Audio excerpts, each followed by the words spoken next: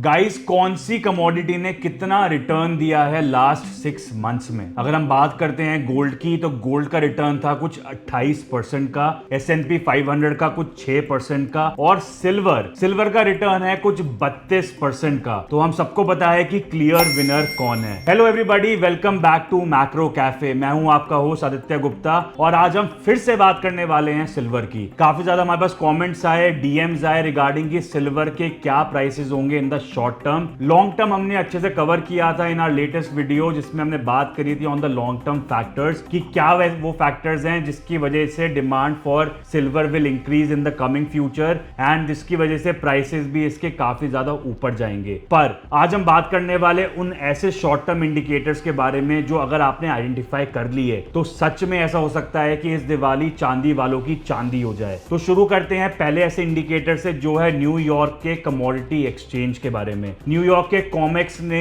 इतनी ज्यादा डिमांड लेने लग गया है कि रिसेंटली कुछ 2 मिलियन आउंस तक की डिमांड पहुंच गई है of physical silver. I mean 2 million ounce तो टोटल कैपेसिटी है वर्ल्ड की सिल्वर प्रोडक्शन की। तो अगर वो एक ही मार्केट एक्सचेंज के थ्रू हो रही है तो बाकी मार्केट एक्सचेंजेस का क्या? प्रॉब्लम आती है कि पहले लोग क्या कर रहे थे, वो सिल्वर के पेपर कॉन्ट्रैक्ट्स ले रहे थे। मतलब कि उनके पास पेपर कॉन्ट्रैक्ट पे था कि that they actually claim physical silver, जो कि उनको फ्यूचर में मिलेगा।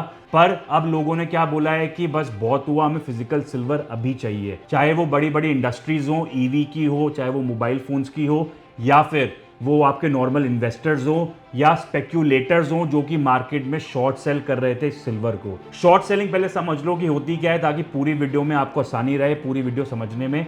शॉर्ट सेलिंग का सिंपल मतलब ये है कि जब लेट्स से मैं एक इन्वेस्टर हूं और मुझे ये उम्मीद है कि प्राइसेस सिल्वर के फ्यूचर में कम हो जाएंगे, तो आज मैं अपना पेपर कॉन्ट्रैक्ट बेच देता हूं इस होप में कि फ्यूचर में जब प्राइसेस कम होंगे then I will buy the physical silver and make my commitment. तो जो डिफरेंस ऑफ प्राइस है आज बेचने का और फ्यूचर में खरीदने का, that is where I earn money. तो अब स्पेक्यूलेटर्स को इतनी ज्यादा प्रॉब्लम हो गई है कि शॉर्ट सेलिंग उन्होंने करी थी इसी होप में कि वो सच में प्राइसेस जो हैं वो स्पेक्यूलेट कर लेंगे और फ्यूचर में खरीद के सस्ता सिल्वर आज अपनी कमिटमेंट पूरी कर देंगे। बट अब प्रॉब्लम हो गई है that they are actually under the water. Similarly अभी एक रिसेंटली फाइनेंशियल इंस्टीट्यूट ने भी कुछ ऐसा ही करा, बट वो भी बैकफायर कर गया, जिसके बारे में मैं आपको बताऊंगा थोड़ी देर में। उससे पहले समझो कि एक सप्लाई स्क्वीज बन गई है फॉर सिल्वर, जिसमें सप्लाई जो है वो बहुत ज्यादा कम है, डिमांड स्काई रॉकेट कर गई है और जो माइनिंग कैपेसिटी है वो ऑल टाइम लो है सिंस लास्ट 4-5 ईयर्स। तो इसकी वजह से क्या हुआ है कि सप्लाई स्क्वीज की वजह से डिमांड इतनी ऊपर है, तो प्राइसेस क्या होंगे,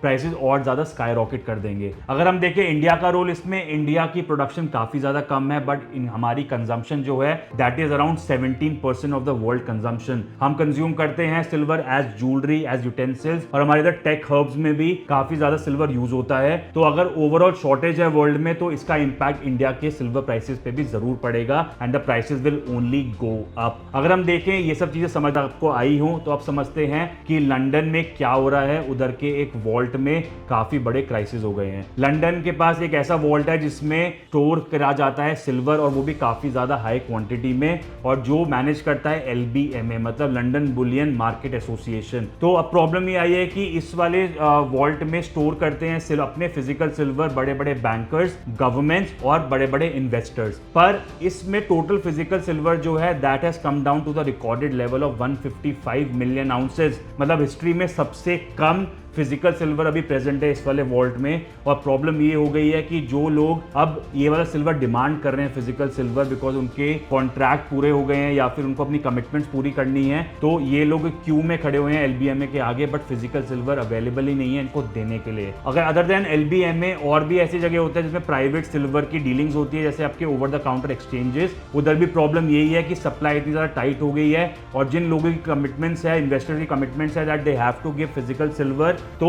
उनको ये उधार पे लेना पड़ रहा है। और जो इसकी लीजिंग रेट है दैट हैज एक्चुअली रीच 6%। और सिमिलर चीज देखने को मिली थी हमें एक और ऐसे मेटल में जो है प्लैटिनम, जिसने इसकी वजह से लास्ट 2 महीने में कुछ 50% का रिटर्न दिया है। अगर आपको जानना है कि प्लैटिनम डिमांड सिनेरियो क्या है और प्लैटिनम क्यों इतना ज्यादा अभी भी लोगों की सुर्खियों में और उनकी आंखों के आगे आ रहा है, तो उसके लिए भी मैंने एक पूरी वीडियो बनाई है। You can go and the video link is in the description, you can go and check it out. इसके साथ साथ साथ ही कंट्रीज की देखें तो डिमांड काफी ज्यादा सिल्वर की बढ़ गई है। If we talk about China, China एक स्प्री पे निकला हुआ है जिसमें चाइना अपना रिकॉर्ड लेवल इंपोर्ट कर रहा है silver. At the same time you know about US को इस वाले टाइम पे एक टैरिफ वॉर चलाना है, तो सिमिलरली इन सबके बीच में आ गया है सिल्वर भी। ईयू एंड मेक्सिको से यूएस कुछ 25% अपना सिल्वर इंपोर्ट करता है, बट इस पे कुछ 30% का टैरिफ लग गया है। तो अब अपने आप बताओ कि जब टैरिफ 30% का है on this 25% of the total silver import of US, तो इसका टोटल इंपैक्ट क्या होगा ऑन द प्राइसेस। सिमिलरली अगर हम देखें तो एक और ऐसा कॉन्सेप्ट है, कॉन्सेप्ट को जानने से पहले आओ पहले समझते हैं कि वो कौन सा फाइनेंशियल इंस्टीट्यूट के बारे में बात कर रहा था।